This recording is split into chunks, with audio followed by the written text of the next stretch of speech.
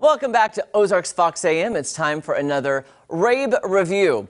Well, Fossee Verdon on FX premiered last week, and what a treat it is for all musical theater fans across the country. I love this show. Fossee Verdon follows the professional and romantic life of Bob Fosse and Gwen Verdon. Now, with the success of Feud, Betty and Joan, FX is taking another real Hollywood behind-the-scenes story and bringing these iconic Broadway legends' real-life drama to the small screen. Sam Rockwell as Bob Fosse and Michelle Williams as Gwen Verdon, I'm not kidding, they're perfection. The clothes, the makeup, the hair, everything is spot on. And I actually love when I'm watching a TV show and I actually forget that I'm watching actors portraying these characters, and I feel like I'm actually watching the real people. And I am completely enveloped in the story. It feels to me as though almost I'm watching their story play out in real life, as if there were really cameras rolling on it the whole time. The first episode, Life as a Cabaret, sets the tone for the series by recreating iconic movie moments from Sweet Charity and Cabaret. Now, it's fun to see the portrayals of famous actors like Shirley MacLaine, Liza Minnelli, those names ring a bell. Now, those actors are normally in the foreground, but in this, they're merely extras in the background of the story of Fosse and Verdon. Now, on a side note, the actress portraying Liza Minnelli looks and acts just like the iconic star. However, the vocals were a bit too 2019 for my liking.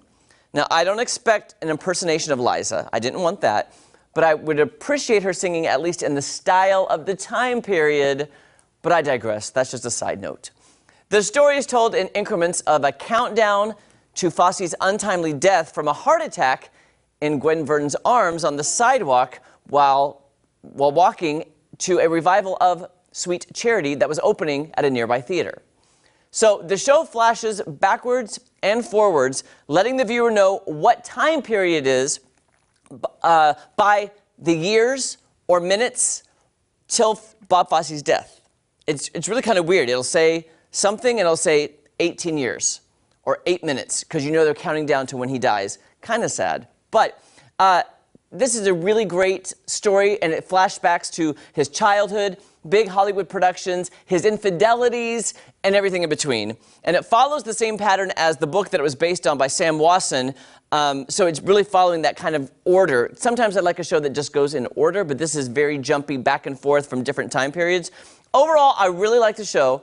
It's shot beautifully. You can't go wrong with authentic Bob Fosse choreography that's beautifully executed and recreated in some of these scenes. I do think it would help, it's not required, but it would help if you have a bit of musical theater background or knowledge going into it, because then you'll get all the inside references and jokes that otherwise might be lost. However, still a good show. Even if you don't have the full history of these real-life Broadway and Hollywood characters, it's still a good show. It's very entertaining, and the performance is amazing.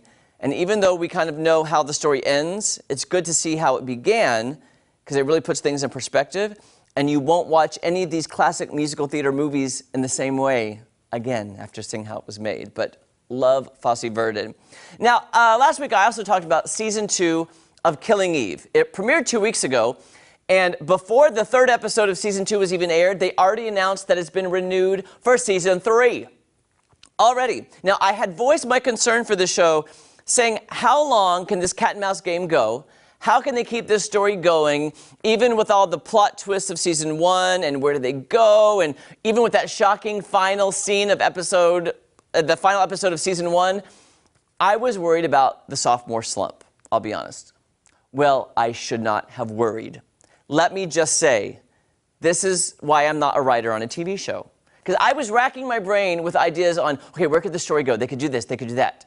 No, Season 2 has not disappointed, and they're going in a direction that I never would have even thought of. It did not cross my mind.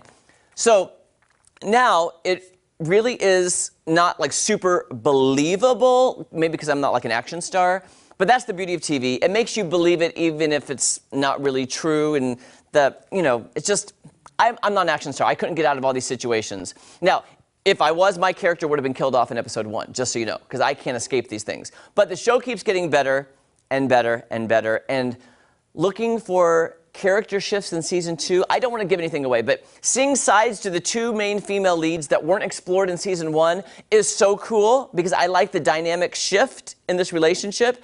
It's very deep. There seems to be this power shift, which I love because it's so unexpected. I don't want to give too much away, so I don't want to say too much. But I just don't like when I can predict it, and I did not predict it. I love this show. I love this show. Please watch it. It's not even a great show when you can't predict it. I will say that 2 episodes in, Villanelle, played by Jamie Comer, deserves the accolades that she can get. She needs award love. Sandra Oh is the one that's always getting the award love. Her performance is amazing in season 2. You can catch Killing Eve on BBC America and AMC on Sunday nights. I also researched this morning, there are a few episodes on bbcamerica.com and AMC.com if you want to try to catch up. Not all the episodes, but I think it'll give you a highlight so you can then jump on board Killing Eve season 2. Such a good show. I'm glad I'm finally on board the Killing Eve train. All right, now if you're looking to fill the void this fall until Fuller House returns on Netflix, another show just premiered on Netflix. It's a sitcom that dropped on Netflix starring Melissa Joan Hart and Sean Astin called No Good Nick. Now, if you like Fuller House, you're going to like this show with a dark twist.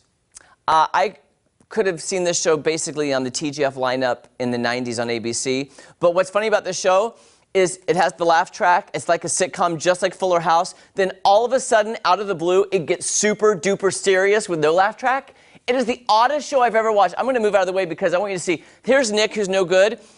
I'm not kidding you. In the middle, there's laugh track. It's antics. It's slapstick comedy. Then all of a sudden, she gets very serious and she's like, "Don't mess with me." Blah, blah, blah. I was like, where did this come from? It's like this happy show about a con artist, like a sitcom, but it turns really dark.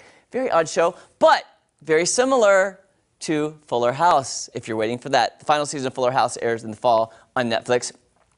Another show I'm super excited about, Lunatics, starring one of my favorite comedic actors, Chris Lilly. It drops on Friday. Chris Lilly is, you probably don't know him. He's an Australian comedic actor. He's had so many great variety shows and sketch comedy shows in Australia. I've watched all of them.